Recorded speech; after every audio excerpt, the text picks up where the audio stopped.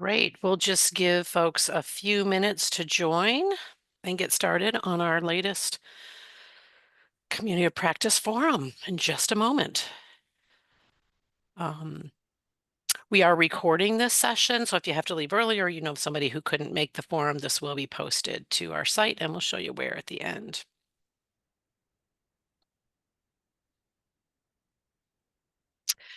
Great. I think I'm going to go ahead and get started then.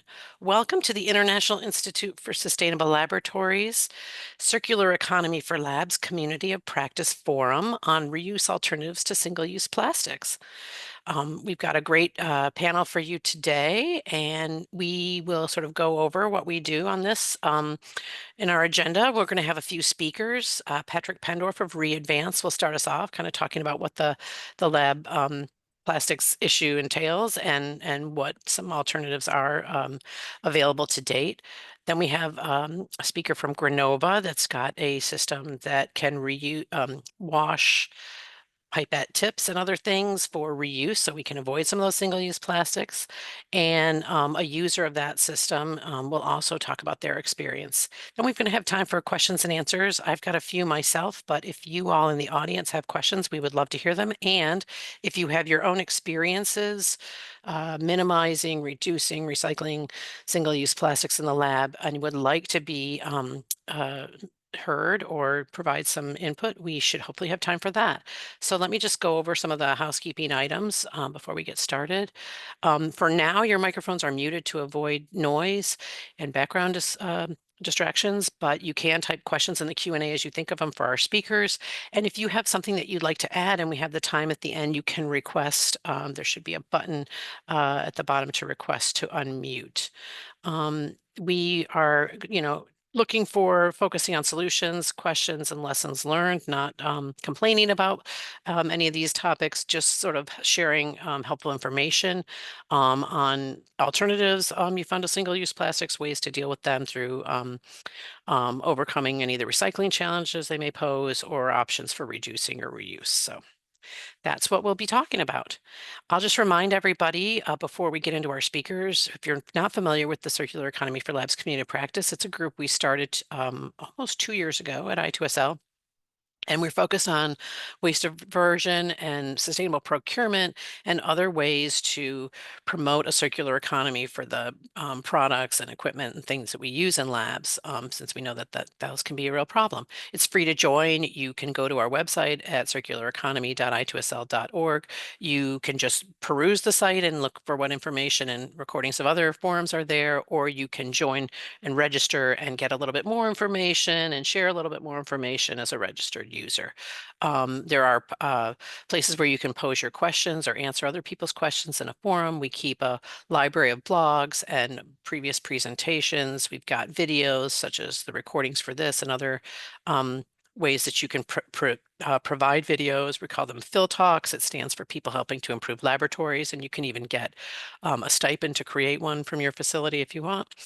And we work to really coordinate between suppliers and users on some of these topics that challenge us in labs. And as I said, we do roundtables such as this forum. So there are recordings of previous ones, and this one will be on that website. So I think without further ado, I'm going to go ahead and introduce our next speaker. If you want to take that one down, Jonathan, we'll put that one up at the end, that slide up at the end. And we'll go with our first speaker who'll pull up his presentation. Patrick Penndorf is a scientist from Germany. And during his research in biochemistry and molecular medicine, he started to develop more sustainable protocols and later founded the ReAdvance initiative with his colleagues from around the world. He's been very active in our Lab Waste Landfill Diversion Working Group and University Alliance Group. And ReAdvance works with international research societies, companies, and universities to share ways sustainability can reduce environmental impacts while enhancing efficiency and scientific quality. For those of you who don't know Patrick, if you haven't seen him on LinkedIn, you might want to check him out. He'll share his information so you can follow him later. He is a prolific provider of studies and ideas for Green Labs professionals, so I highly recommend that you follow him. And take it away, Patrick. We don't see your presentation yet. You might need to still share that. There we go. Yeah, absolutely. I just wanted to make sure people see you talking. So thank you so much, Kathleen. Thanks. That was Okay. very lovely.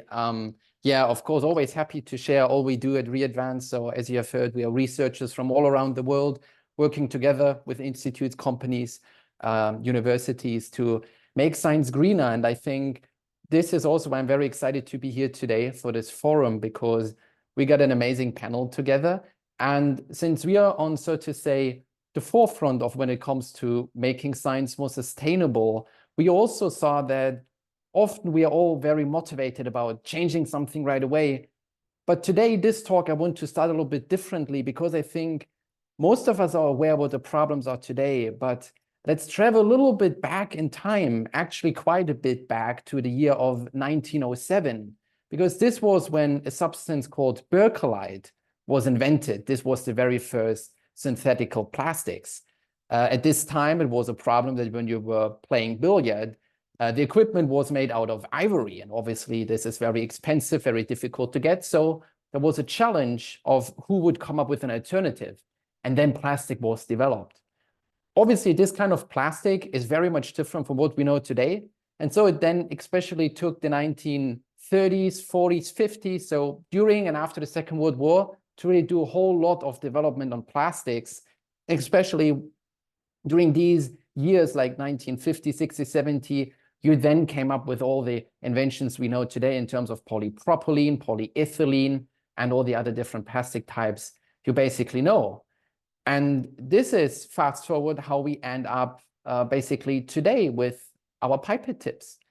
And of course, I would say we got so much used to them because they are light and cheap. They could take over glass so easily because plastic's so cheap to produce, as you know. It is easier to transport. It is relatively easy to sterilize. You can just, use radiation and then package it, so to say, sterilely, and then it's done until you open it again. And of course, it's not as breakable as glasses. It's much more durable. I mean, all of you know how annoying it is when you drop, so to say, a box out of with glass items versus when, I don't know, your delivery of plastic arrives and you drop it. That's not a real big deal. So especially for science, I think this was an important thing when you have hazardous substances, for example, in your beaker versus, for example, your tube. And this is also why the laboratories that once upon a time looked like this, right? Glass is the chemist's best friend, very much transformed into something that is a little bit more like what we know today. And it was then really between the 1960s and 70s that scientists were getting more and more used to plastics. And once we take a look into the laboratory, as you can see here today, we will realize that the pipette tips we use are, of course, all made of plastics. But also, of course, the culture dishes we use to, for example, keep our bacteria and or cells alive. The same counts for any other kind of, for example, flask that we keep our cells in. But of course, also our gloves are made out of polymers. Even more, we got our glass items now with lids and caps made out of plastic. And if you look a little bit further, our pipettes obviously carry plastic as well as all the other equipment we use, for example, this vortexer. So obviously, we cannot really get rid of plastics anymore. It is all around us. And I think there's a really good reason for this. So to understand the problem, really, we have to at first understand that plastic is much more efficient. I mean, to be very honest, you don't need to wash plastics, like especially single-use plastics, like you have to do with glass. You can just rip it open and use it. And of course, when we think about pipette tips, how much easier is it to just take one tip after another instead of, having to use, I don't know, these glass pipettes where you need to, always take a new one and you need to be very careful where you put them. However, as we make the so to say, experience how difficult sometimes it is to get people to change, one of the biggest advantages for scientists, although they seldomly realize it, and of course is also a huge advantage for us as consumers in our everyday life, is of course the convenience, right? How convenient is it to just have everything wrapped in plastics, and then there, for example, your food is a little bit longer lived in there. It is not as heavy. You can easily wrap things up and so on and so forth. And the same counts, of course, for the laboratory. And this is why I think it took so long for us to really realize the detrimental effect on our environment. And now that we saw a little bit about the history of plastics, and especially its efficiency and convenience as reasons to, implement it, it then transformed a little bit into why people think it is not possible to change. As we've heard before, easy to sterilize is always a big thing, especially for people doing science in a pharmaceutical, medical, biochemical area. And so we could call it a misconception. Maybe rather I would call it an excuse sometimes. We cannot reuse because of the sterility. Once we reuse our plastics, they're no longer sterile. And now that we understand the problem, I, of course, want to show you that this is not quite true. We can actually do so. And thereby, we can reduce the burden on the environment while still keeping the efficiency and convenience advantages that plastic comes with. And so let's dig a little bit deeper into this because we all know the principle of reduction in the laboratory. And today we are here to talk about reuse, of course. And there's one more, which we termed miniaturization. That means making items smaller. And these three main principles, if you just consider them and put them into your research, will enable you to save about 65% of plastic waste. We've published such a little paper about this, where I was basically working in sterile environments. I had neurons in my cell culture and was adding DNA to get it into the neurons, transfecting them to see how the neuronal plasticity would change. I provided you here a little QR code if you want to check it out.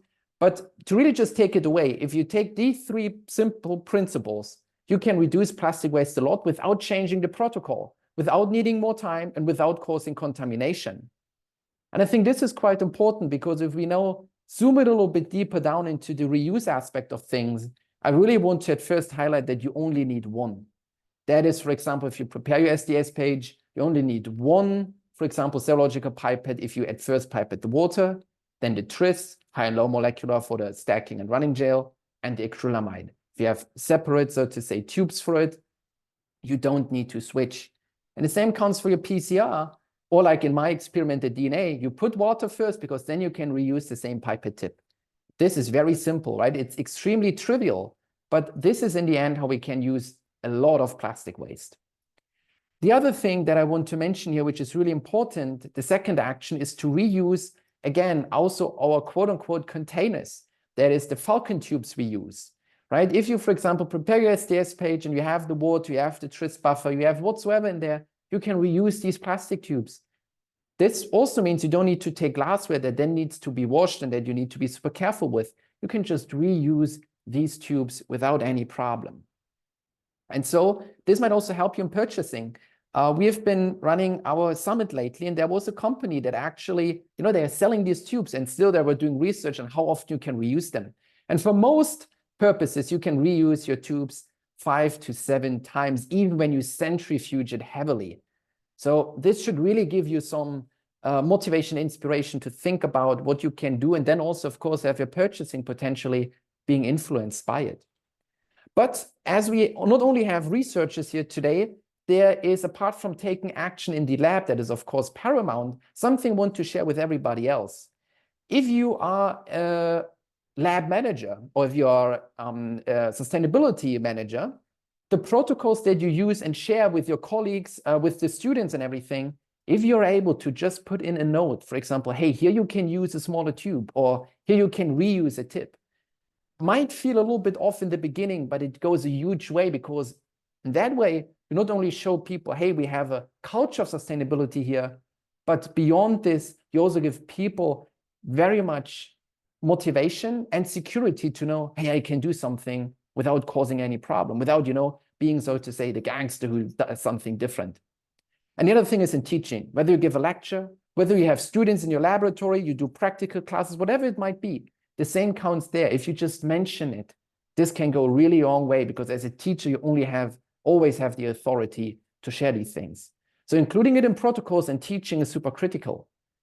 And this is why I hope what you can take away today is, number one, reuse is possible without contamination, and reuse is possible without changing the protocol. Time-sensitive steps stay the same. So if people come to you and say, hey, you're the sustainability manager, you're reaching out, they say, no. You don't know the protocols we have, but they are super time sensitive. There are lots of, problems with sterility. share with them these publications. It's been shown it is possible. In the end, it is really just rethinking your experimental design. It doesn't need much more than this. And finally, you know, reuse is going to be more likely to happen when you motivate others. That is therefore included in your protocols, included in lab meetings.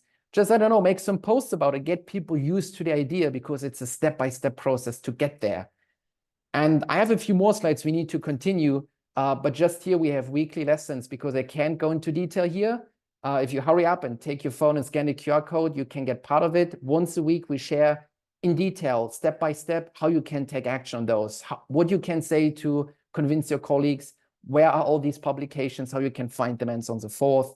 So I need to continue, give you 2 more seconds, but I think, again, just understanding that this change is possible and the resources are all out there. And it just is a change in habit, I think, goes the longest way to then help others to actually take action.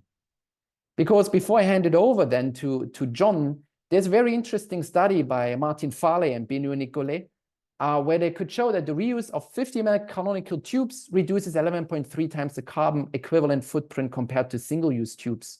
So what they did is basically just using tubes like plastic.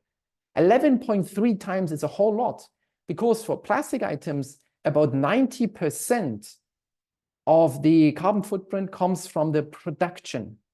And therefore, what they could show is that sometimes it's even better to reuse plastics than using glassware.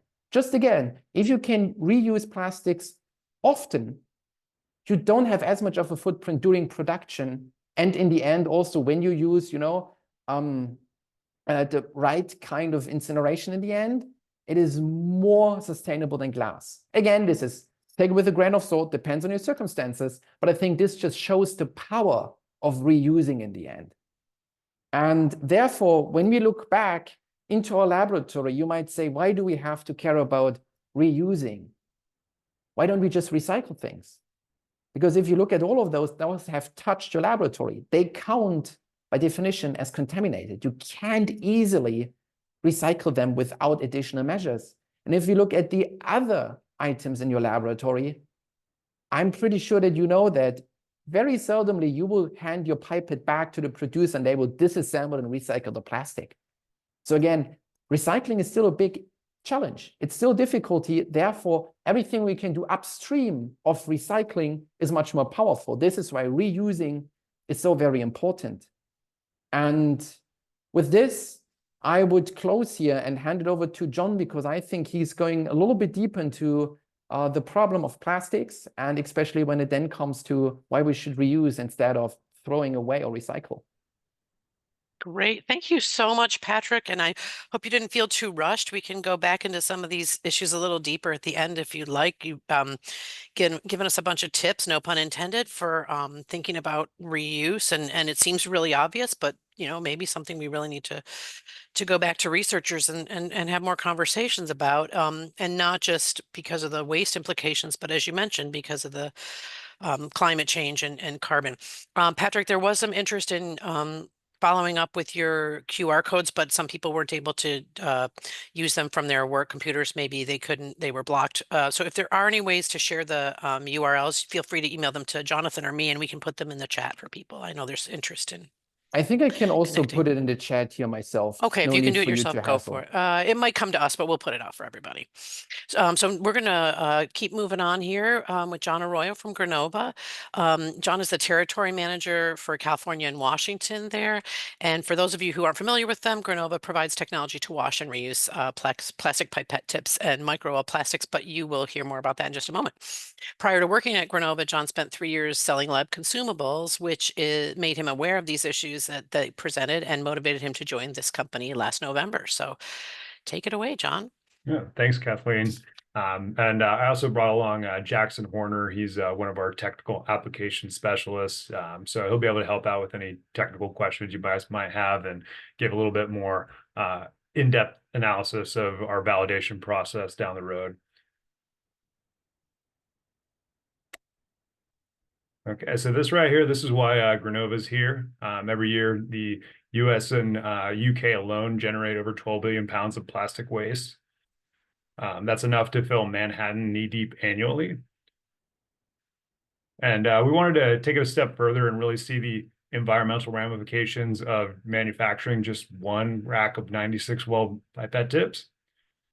So we found, after partnering with a third party specialist, that per every rack of pipette tips, 0.304 kilograms of CO2 are released, and 6.6 liters of water are actually used in the injection molding process, which is quite extensive.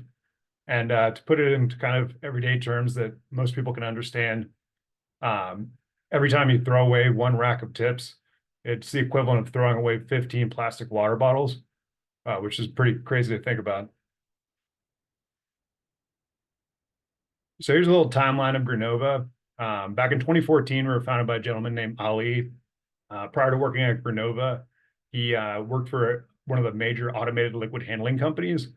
And he just saw every day how many tips were being used and discarded as a result of some of the high throughput automated liquid handling systems. So that really motivated him to start the company. And in 2015, we launched our first product, which is the Tip Novus. It's our flagship system, and to this day, it's our most sold unit, and it can cover labs with a lot of varying in throughput. So it can cover a wide range of different needs. But we want to expand the product portfolio. So in 2017, we launched the Tip Novus Mini. That's more geared towards smaller throughput labs and very popular amongst academia. And 2018 to 2021, we really focused on workflow solutions. So just kind of making it more practical to use on an everyday basis. And in 2020 and 2021, we obviously saw quite a big boom because of COVID-19. People were looking for alternative ways to use tips and keep their operations going. So we saw a big jump in those years, and we used some of the extra revenue to expand into Europe in the following years. And we also launched our automated Tip Novus system. We call it the ATN. It's basically two Tip Novuses stacked on top of each other and connected to a tip hotel with a robotic arm. So it allows you to wash 80 racks at once without any hands-on time. So it's really, really geared towards some of the more high throughput labs, and just keeps them going without too much personal interference. And then our most recent addition is the Purus. That's our plate washing system, and we just launched that earlier this year in 2024. So here's a kind of snapshot at the current practice of laboratory plastics. I'm sure you guys are all aware of the pictures in the top right corner there. You guys get them to the lab, use and dispose of them, but you kind of don't see the rest of the picture. But there's quite a bit involved in the whole life cycle of the pipette tip. They're obviously, materials are sourced, tips are manufactured, they're purchased by purchasing people, shipped over to you. Then the steps you guys are all familiar with, used and disposed of. And then they're, sent off to a treatment facility. They're recycled. Just quite a bit goes on to that as well. Or sent straight to a landfill or incinerated. But all that leads to quite a bit of pollution, unfortunately. So Grenova offers a way to really switch things up by getting several uses out of these same pipette tips or microwell plates. And it's nice because we actually kind of create a closed loop system as well, because prior to the final usage, they can be washed one more time, and then they're allowed to be recycled and thrown out with the normal recycling, as opposed to being disposed of with biohazard waste. So it kind of just creates a whole closed loop system as opposed to going straight to a landfill or being disposed of with the biohazard waste. All right, and I'm sure you guys are all curious how it works. All of our systems use a programmable and optimizable room temperature wash protocol, and they all use these same 5 steps. We start off with a high pressure flush. This dislodges most of the large contaminants from the tip. Then we hit it with UV light, and that's going to kill most of the bacteria there, and then make it actually DNA and RNA free. Then we have a soaking step that loosens up any of the additional particulates before sonication, which removes any of the smaller contaminants. And then finally, before we have our final rinse, we have a tip agitation step, which just dislodges anything that may be left on there. Here's some pictures of some of our customer sites. On the left, you'll see, more simple setups with just standalone systems. And as you go right, you'll see more complex setups with multiple instruments. Just kind of give you an idea of, there's something for no matter what your throughput is, and you can kind of get as big as your imagination wants to go and really accommodate any throughput, no matter how many tips you guys might be going through. And here are a couple of our validation studies. Over the last 10 years we've been in business, we've conducted and gotten all kinds of validation data from various customers doing various assays. Here are some of our more high-profile customers, the NIH and CDC. But I wanted to take a second to have Jackson just kind of go over what our validation consists of, to kind of give you an idea of what it is, because it's generally the same across the board with some fine-tuning.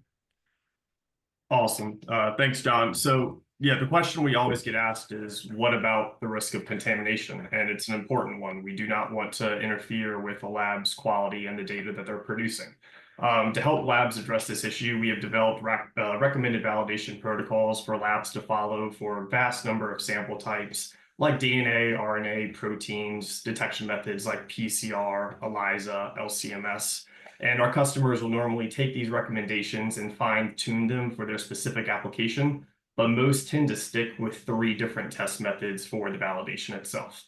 The first is a method comparison study, like what you see on the right side of the slide, where the results of an assay run with new tips or plates are compared to results run with used and washed tips or plates to ensure that there is no statistical difference in the results. The second is simply a carryover study, where customers will contaminate pipette tips with a known concentration or known positive of some sample type, like bacteria strains or toxicology compounds. They will then wash these tips and then use them in that exact same assay, but pipetting a blank instead of the sample type, and then running their detection method to look for any contamination present on the tip. And the third and final way is just a volume verification study, where labs will ensure that the used tips are still aspirating and dispensing the same volume throughout the life cycle of the tip, which for our customers is typically about 15 reuses on average. And so with these 3 methods, most customers will generally do a combination of them, through 10, 15, 20x reuse. We do have some customers reusing tips over 50 times. All to ensure that they are producing the same quality data as the new sterile tips. Thanks, Jackson.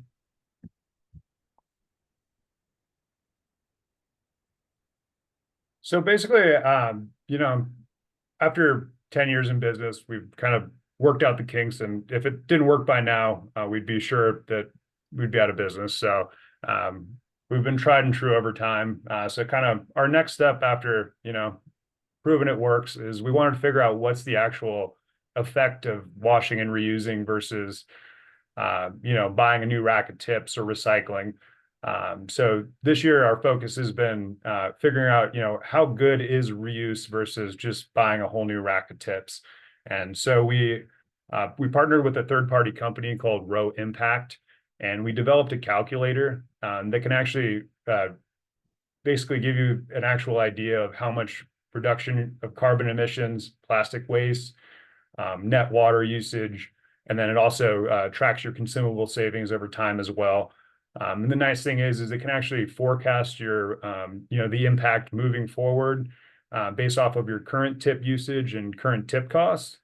And then it can also work backwards once the instrument has been installed and track your based off of wash count, so you can see your real world impact after the implementation.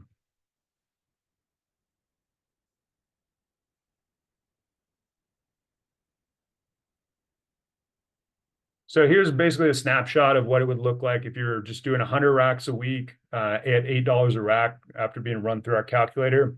So a lab doing this kind of throughput, they'd be removing 8.7 tons of carbon from the environment, reducing plastic waste by 6.2 kilograms. And then scope 3 water savings would be 20.5 kiloliters. And last but not least, they'd be saving $37,440.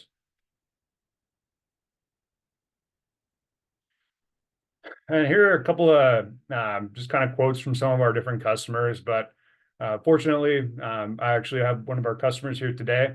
So I was gonna kind of let it to him take it from here and give his experiences of working with Grenova. So, Edmond.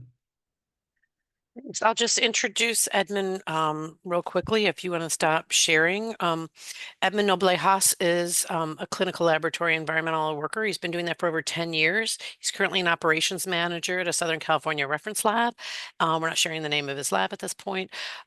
Within his, so he didn't have to ask permission, but within his department, they employ the use of automated liquid handlers that unfortunately use a lot of plastic tips. So he was approached by Grenova in 2019 to install a tip Novus, and his lab has been washing tips with their automated liquid handlers since. So he's going to give us his firsthand experience. Take it away, Edmond. Thank you, Kathleen. Yeah. So hi, everybody. So I'm just kind of here to kind of give our experience with using the Grenova Tip Nova system. Honestly, it's been a win-win situation for us. We installed the system in about 2019, and we also have automated liquid handlers that produce a lot of tip waste. I think the slide that John was showing about 100 racks per week. I think we're about 100 to 150 racks per week. So a lot of plastic that is going to landfills or going to an incinerator to get incinerated, that kind of thing. And we had gotten approached by Grenova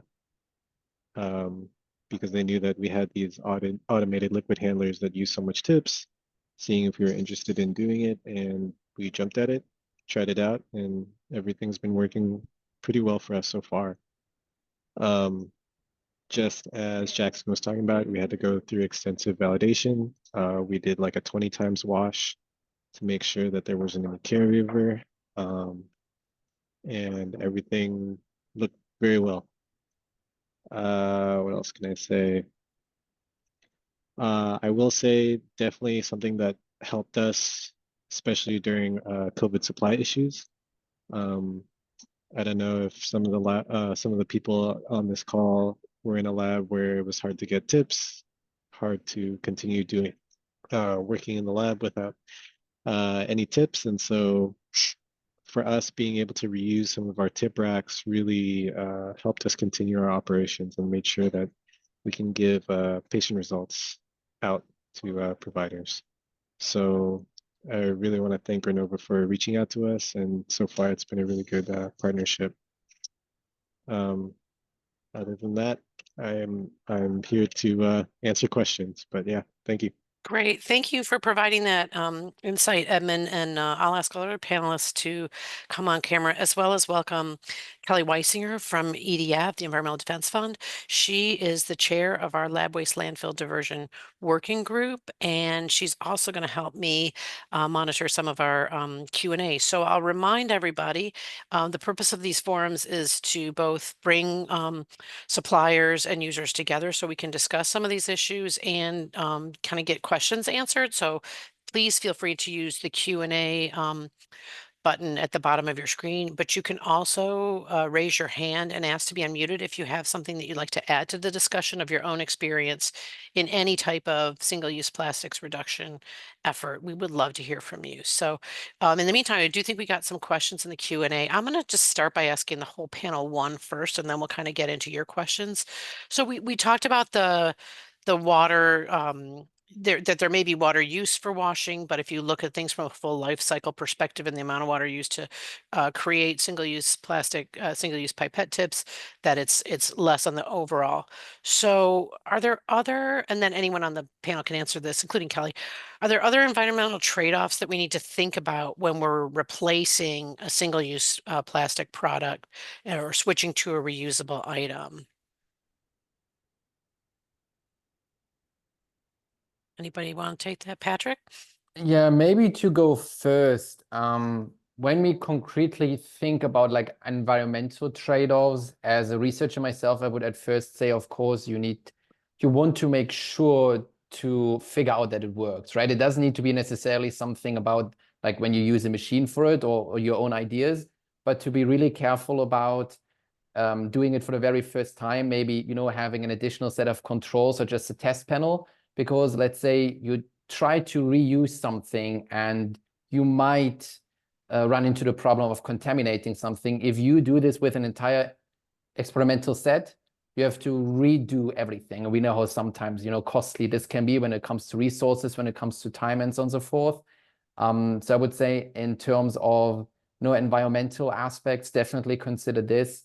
And the only other thing I could come up with is, again, look also at the wear of your materials, right? Again, reusing is great, but we need to be aware that at some points our materials will give in. I mean, from a material science perspective, there is a certain wear off, there is a certain leach of, let's say, polymers and so on and so forth. It is minuscule. I mean, we have seen this previously. It is minuscule in the beginning, but let's say if you really extend things using it for months, maybe years, this is something to consider, because I think nowadays everybody's aware of microplastics and everything and how it might affect your cells. So I think this would be it from my side to just consider how you make sure that you can reuse without affecting your experiments or your work overall. Yeah, I was going to say to kind of piggyback off that, I think the major trade-off is really time and effort to just kind of initiate the process, get the protocol ironed out, and just really actually commit to making the change. So there is quite a bit of, time and effort involved, especially at the beginning.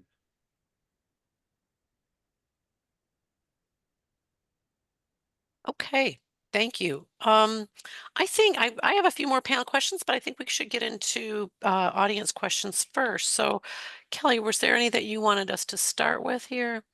Sure, I think there's a couple that are good related to the question that you just asked, Kathleen, about are there other environmental impacts that should be considered?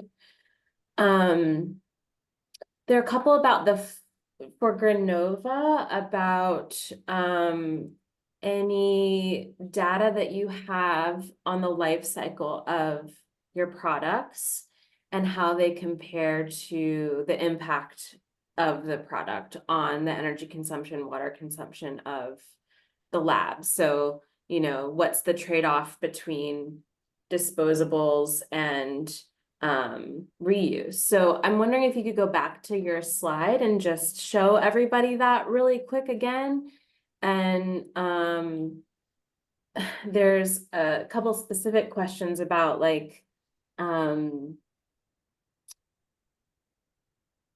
the comparison to landfilling 0.304 kilograms per CO2 emissions.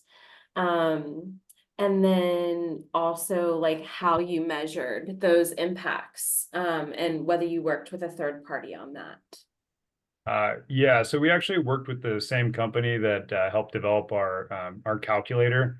It's called ReImpact, and they have a very in-depth methodology that they developed, and it took, I think there's over 134 different variables that they used to, and of course there's some averages that they took as well, the average rack size versus just picking one in particular. But so there was some estimates they took, but as far as what an average rack looks like over every single rack, that's how we kind of came to that number.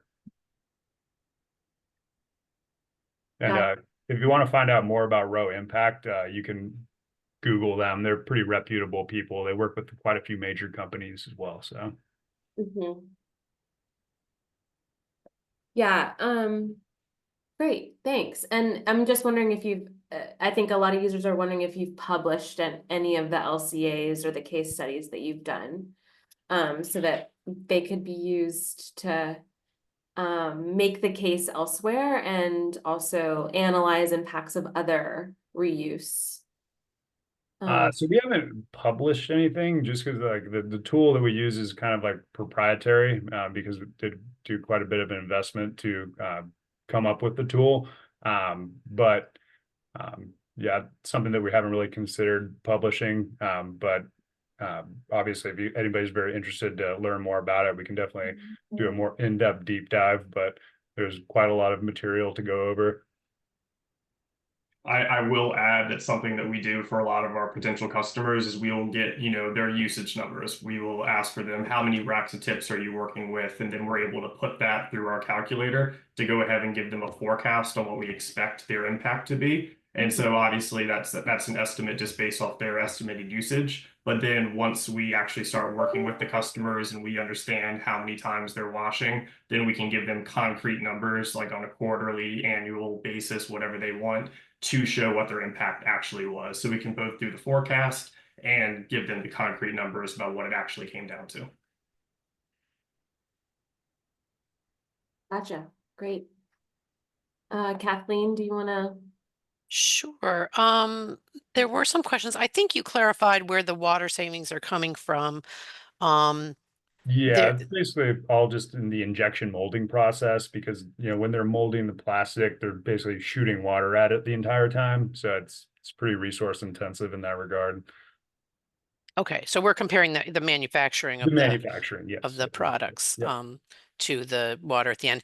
Is that water, I think there was a question about whether it can be reused or disinfected at the end of the process. I think, let's see, someone asked about that.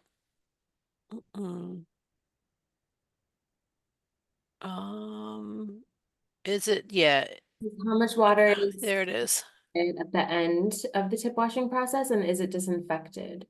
Would it be able to be used for other applications? So I can take that one, John. So we have had customers that have looked into doing what we call gray water studies, where they want to reuse the water for multiple washes. That's not been a common practice, just because we're typically in pretty high scrutinized environments, pharmaceutical, clinical labs. So they're really not going through an effort to reuse that water, again, because they're able to think globally that on average it takes about 2 liters to wash a rack of tips, but 6.6 liters to actually make it. The disinfection portion, so obviously that depends on what we're washing off the tips, whether it's something that's pathogenic or it's just basic reagents. We have a variety of ways to mitigate the waste so that it can be poured safely down the drain. We can divert portions of the waste that might need to be disposed of according to your standard EHS policies. So really, we kind of look at what you are already doing with it, and the amount of water generated at the end it's typically around 7 to 8 liters, but most of that, the vast majority of our customers are able to show that they can go down the drain with it. Okay, and was that distilled water or just tap water? So our recommendation is type 2 DI water, but we've worked with type 3, we've worked with basic RO water, but the most common laboratory water that you see is type 2 DI. And so that's what we recommend and what the vast majority of our customers stick with. Got it. Okay. I think we had a question about whether for pipetting biohazardous material, do tips that are reused have to be decontaminated first before washing? No, that's our process, is to decontaminate the tips. So I mean, whether it's biohazardous samples, whether it's hazardous chemicals going into our system, that's the purpose of them, is so that we can decontaminate them. John mentioned the wash features and how our system works, but we're also able to work with a variety of different reagents depending on the compounds that we're working with, because it really comes down to solubility and then the disinfection portion. So making sure that anything pathogenic has been fully neutralized. Okay. I mean, one of the sort of arguments for your system is like look at it from a full life cycle perspective. But how can we encourage those who are doing the purchasing of lab supplies or equipment to look at materials from a life cycle perspective, and for any of the panelists? Well, I would just say that obviously purchasing people are very numbers driven. So if you're spending $50,000 a year on tips, you could show them the number in terms of savings. That's always a motivating factor, especially for people writing the checks. So that's one avenue to get it done. It's always motivating when the system pays for itself. So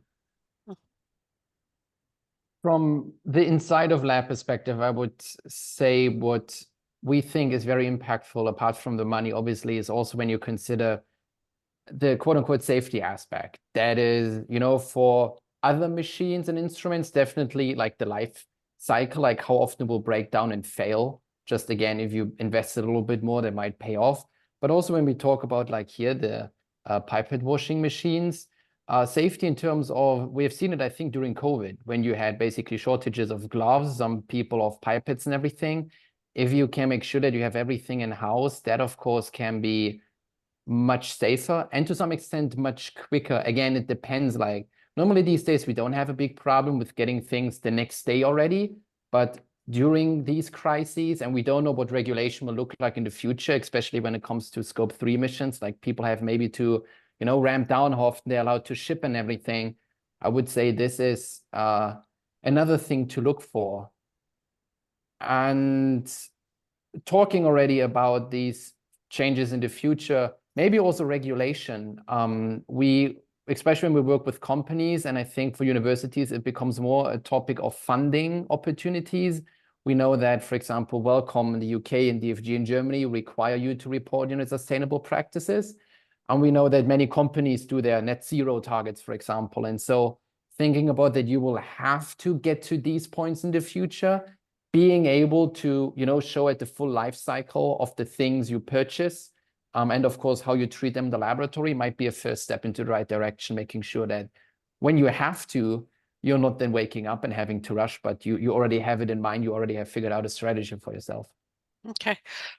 Looking at those impacts and things that people are reporting, Jon or Jackson, have you, or Edmond for that matter, have you looked at the sort of like the footprint of a simple, like a rack of 96 tips? Like what's the associated water use, energy use, operational cost, and carbon emissions? I know you had a slide, so it might all be on there and we missed it. And Yeah. did you also look at like what employee time is needed just from a productivity standpoint to make your Right. case? Yeah, we do. I mean, we do have the, here, I can share my screen again. Are you able to do that? I think you can. So I think this was the slide you're referring to. But yeah, as far as the environmental degradation, I guess, of one rack of tips, you basically releasing into the environment 0.304 kilograms of CO2 and using 6.6 liters of water in the injection molding process, which would be the same. Like every time you're throwing away one rack of tips, it's kind of shocking to think about, but it's the same as basically throwing away 15 plastic water bottles. And no one likes to just throw away water bottles. So you think about it like that, it's pretty shocking. But yeah, as far as time's concerned, obviously if you're doing it manually, there's a little bit more time. Luckily, a lot of people have automated liquid handling systems, which re-rack the tips instead of disposing them. So obviously we just recommend that people program the system to eject the tip back into a tip rack. So it doesn't really add very much time at all to the system. And then from there, there's like a few minutes of obviously taking the rack from the automated liquid handling system and loading it into our system. And then there's about a 15-minute wash process per 4 racks of tip for the tip novice. But during that wash process, you know, you'd be free to go and do other things as well. So it's not like Sure. you're trapped to the machine for 15 minutes, but. Did you have the energy and water usage per cycle though, for a rack or per a cycle? So The cycle's like 4 rack. per wash cycle, it's between 4 and 6 liters of water, but that washes 4 racks.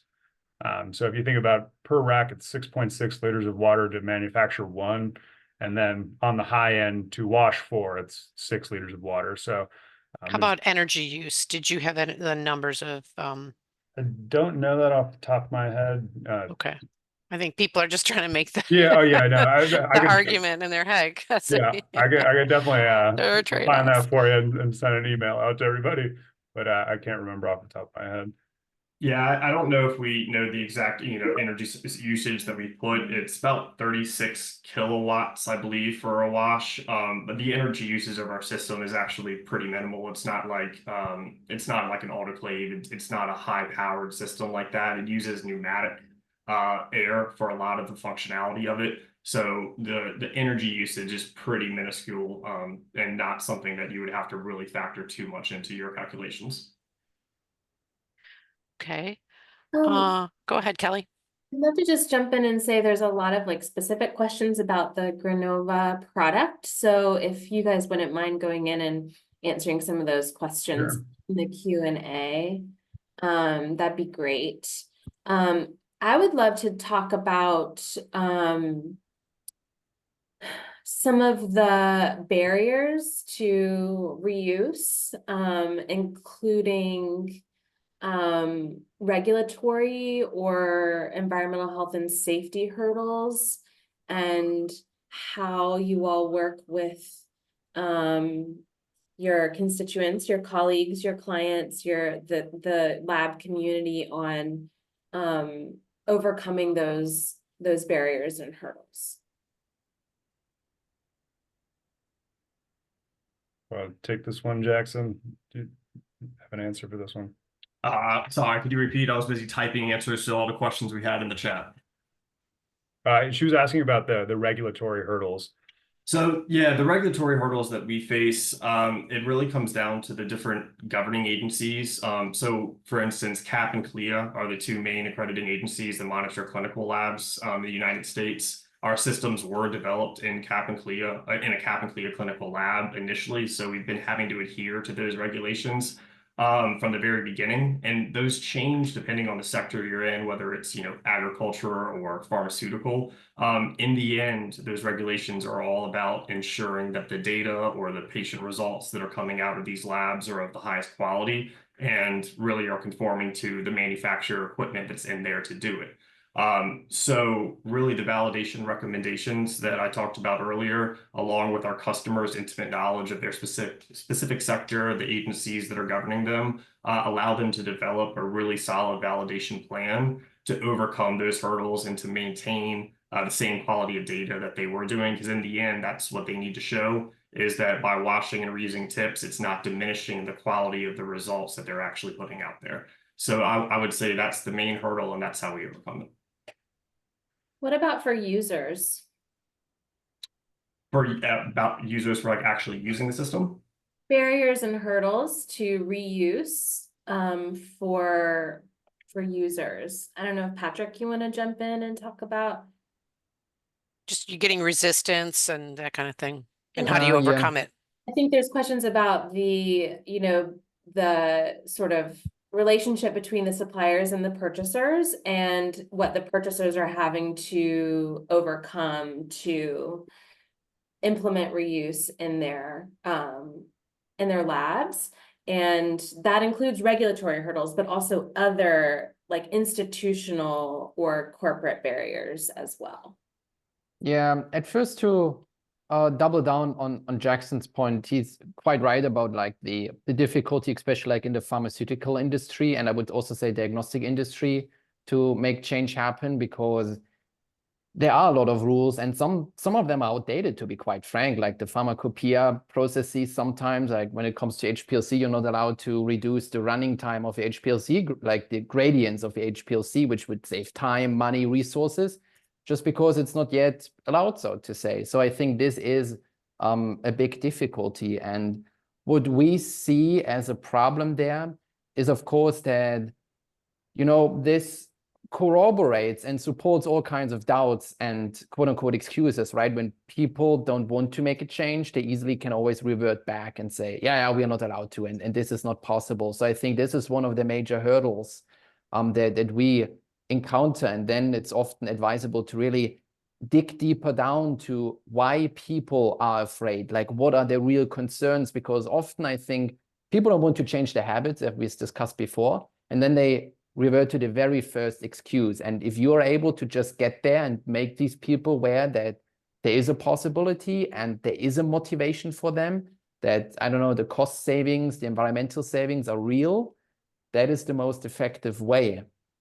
When it comes to what you mentioned, Kelly, about like the communication, especially between like the scientists and or the people doing the ordering and the companies, I think we run, like in our experience, and in mine personally, when I talk to both, especially, we run into two difficulties. The first one is, again, what are companies allowed to say?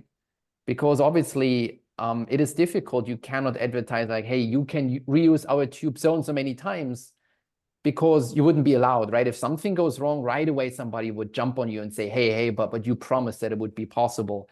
So I think from a marketing standpoint, we always maneuver between, of course, the constant threat of greenwashing, people claiming things that in the end are not as valuable as they might seem. I mean, we know all of this from carbon offsetting and everything, how much of, so to say, greenwashing has happened there. And on the other hand, of course, if you like to promote something, you always need to make sure that you're definitely on the safe side. And so I think the communication there is very much shaped by a lot of prejudice, by a lot of distrust and mistrust, because again, we come from a history where just greenwashing was a problem, and we see it today. It still is a problem. Like, people try to use certain certifications in their own favor. And so I would say this is the real problem for scientists to, of course, have the time and then the trust to believe in what companies share. And for the companies, of course, to figure out what they are allowed to say, because we also have to understand, and I think it is very understandable, but at some point you try to innovate and innovate and innovate, and everything people have for you is, we don't believe it. And then maybe the agencies come in saying, you're not allowed to say this. And then people, ask you all the time the same questions, just because, again, they don't want to see the opportunity. I think this is the biggest difficulty, to basically get a basic education and awareness out there for everybody to be able to assess what information is valid and what is in the end not. So everybody can make an informed decision themselves. I think, at least from our point of view, this educational part is the most important, where we try to educate people and hope that, of course, universities and everything starting to educate scientists there as well in the future. That's fair. Any other thoughts on that? Okay. I had one more question before we wrap up. And Kelly, unless you see any more in the Q&A, I don't want to take away anyone else's questions. As we prioritize and evaluate these options for reducing plastic waste, should we be thinking about it in terms of a hierarchy? Is there a elimination first, then reuse, recycling, replacement? Do you feel like it's product specific, or can we have some basic tenets we can think about in terms of hierarchy?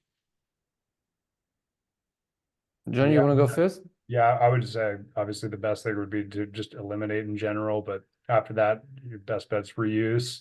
And then after that, go down to recycling. Yeah, I would basically agree with that, like reduction and then reuse. And then I think the other point, which is often difficult, especially with all the new innovations coming up, is to think about what is more reusable, more recyclable, especially when we talk about things like bioplastics, right? Like PLA is a big thing for many people, but I think bio-based plastics is the more common term people will probably have heard about, because there it's difficult again, right? Some of them come with some drawbacks. They're not as clear, not as transparent as other plastics. Some of them have problems in the performance and everything. So I think this is why definitely the hierarchy goes where I agree with Jon, like reduction is the best. And then if you can reuse it, because basically it is a little bit like reduction. We need to have a footprint to do research. I mean, let's be very frank about this. We cannot do research without an environmental footprint, and all the net zero claims only work through carbon offsetting, right? So we want to have an impact because there's no other way to find out new things in science. But once we have this priority straight, then I think reducing, reusing, and then figuring out what is the most sustainable mere compound, right? Is it, for example, the bioplastics because it's so much more recyclable? Or is it, as we have seen today to some extent as well, in terms of recycling, it needs less energy to produce and then also to incinerate it? Is this the better choice? Because the bioplastics, just like with chemical recycling, maybe need a lot of energy to do. I think this is how I would think about the hierarchy. Great. Well, with that, we are out of time, but we really appreciate everyone on our panel today giving us their insights, showing us some options for reuse, and making us think. So thank you to everyone who attended and who spoke today.